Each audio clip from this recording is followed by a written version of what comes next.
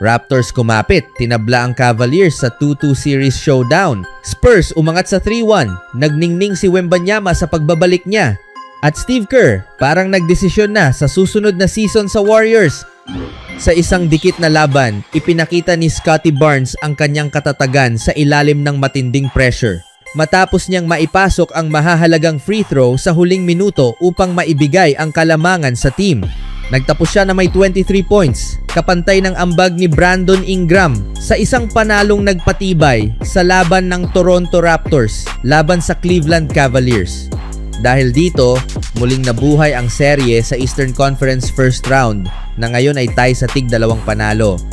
Ngayon, best of 3 na ito, sabi ng Cavaliers guard na si James Harden. Umiscore si RJ Barrett ng 18 points at si Colin Murray-Boyles ay may 15 points at 10 rebounds para sa Raptors na nanalo kahit 4 of 30 lamang ang kanilang naipasok mula sa 3-point range. Sinusubukan lang naming lumabas doon at manalo. Isa-isang possession lang, sabi ni Barnes. Iyon lang ang pinagtutuunan namin. May 9 rebounds at 6 assists si Barnes habang nanalo ang Toronto ng magkasunod na postseason games sa unang pagkakataon mula nang matalo sila ng Philadelphia sa first round noong 2022. Hindi kami kailanman natinag, sabi ng Raptors coach na si Darko Rajakovic. Tuloy-tuloy lang kami sa depensa. Umiscore si Donovan Mitchell ng 12 sa kanyang 20 points sa fourth quarter at nagdagdag si Harden ng 19 points, ngunit hindi nalampasan ng Cavaliers ang 18 turnovers nila sa laro. Walang duda na mas angat sila sa pisikalidad at enerhiya nitong huling dalawang laro, sabi ng Cleveland coach na si Atkinson tungkol sa karaniwan itong nangyayari sa home team. Nakakakuha sila ng boost, kailangan naming bumawi.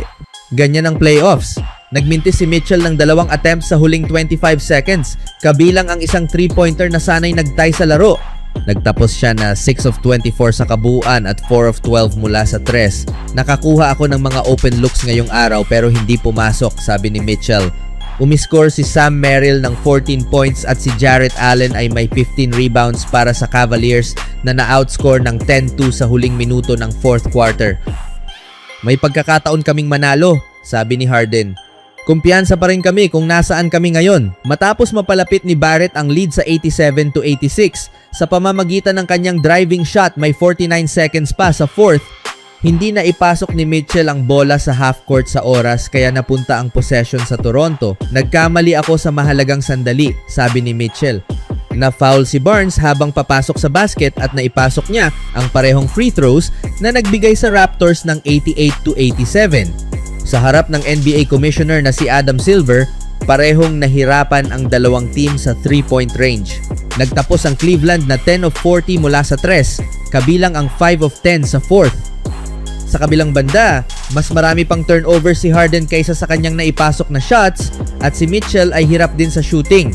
Ayon kay Mitchell, depensa ang naging sandigan nila sa kabila ng mahinang opensa at naniniwala siyang darating din ang kanilang shooting. Ang best of 7 series ay lilipat sa Cleveland para sa Game 5 ngayong Huwebes. Sa sumunod na balita naman, gumawa si Victor Wembanyama ng 27 points, 11 rebounds at 7 blocks sa kanyang pagbabalik mula sa concussion at nakuha ng San Antonio ang 3-1 lead sa kanilang first round series laban sa Portland Trail Blazers matapos ang panalo ngayong araw. Nagdagdag si De'Aaron Fox ng 28 points para sa Spurs na babalik sa kanilang home court para sa Game 5 sa Miyerkules. Halos isang oras bago ang laro, inanunsyo ng Spurs na maglalaro si Wembanyama matapos makapasa sa concussion protocol.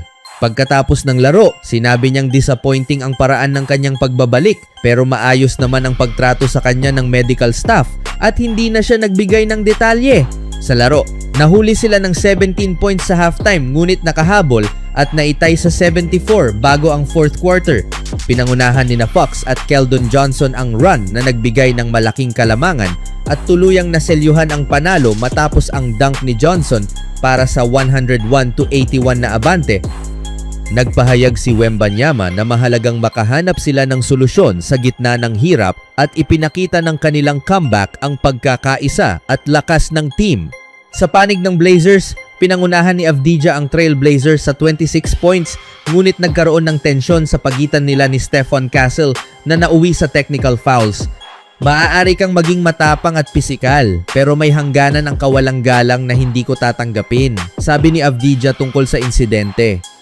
Nag-ambag si Stephen Castle ng 33 points sa panalo ng San Antonio sa Game 3 kahit tila nasugatan ang kanyang kaliwang kamay sa first half, ngunit nakabalik pa rin sa laro. Nagkaroon ng malakas na 13-0 run ang Spurs sa simula ng second half para makahabol at sa tulong ng mga shots ni Devin Vassell ay naitay at naipaangat ang team. Ayon kay Wembanyama, ang kanilang lakas ay nakasalalay sa teamwork, sakripisyo at kawalan ng inggitan o pagtuon sa personal na stats. Sa huling balita, hindi pa isinara ni Steve Kerr ang posibilidad na bumalik bilang head coach ng Golden State Warriors.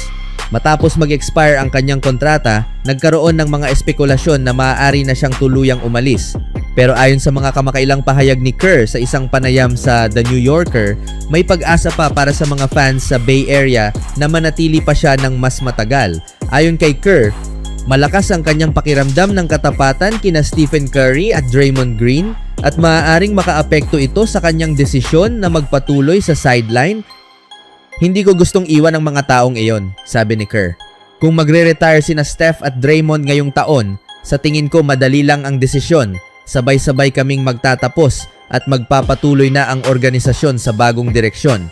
Pero hindi ganoon kadali dahil sa tingin ko maglalaro pa si Steph ng 2 pang taon at sa tingin ko may magagawa pa kaming magagandang bagay ng magkasama. Pero lahat ng ito ay mga pag-uusap na mangyayari sa susunod na 1 o 2 linggo at malalaman namin ang magiging desisyon at kahit ano pa man ang mangyari, magiging maayos ang kinalabasan.